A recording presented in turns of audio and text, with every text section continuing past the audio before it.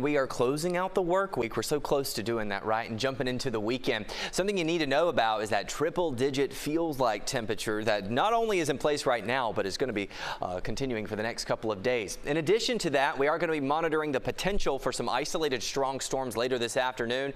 And if you've noticed the haziness across the skies, well, that's that next round of Saharan dust that we're already tracking across South Florida. Let's dive into the forecasted feels-like temperatures for today.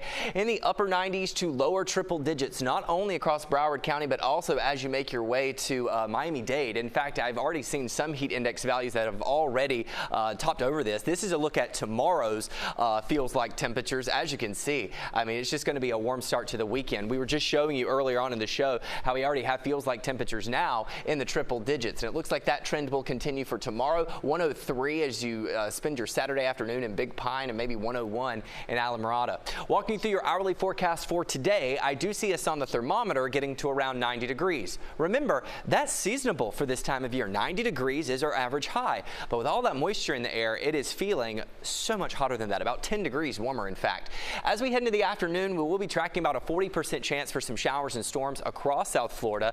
We're going to talk about which areas are going to be favored so you can plan out your Friday afternoon and evening.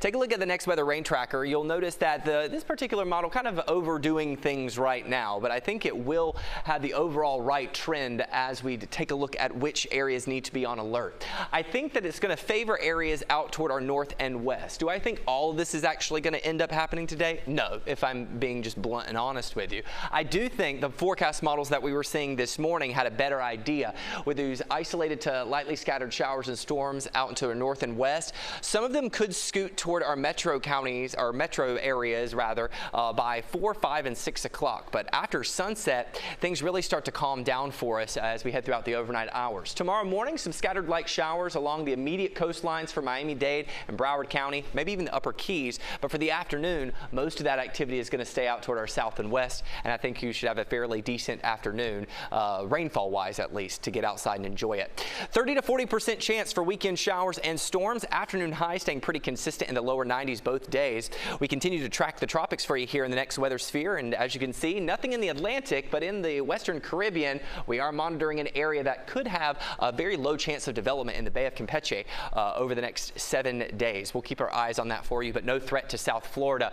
Saharan dust continues to build into the area and will continue to do so as we head throughout the weekend. That is bringing a moderate on the air quality index for those with any chronic lung conditions. Just be mindful of it. 7-day forecast features daily scattered afternoon shower and storm chances.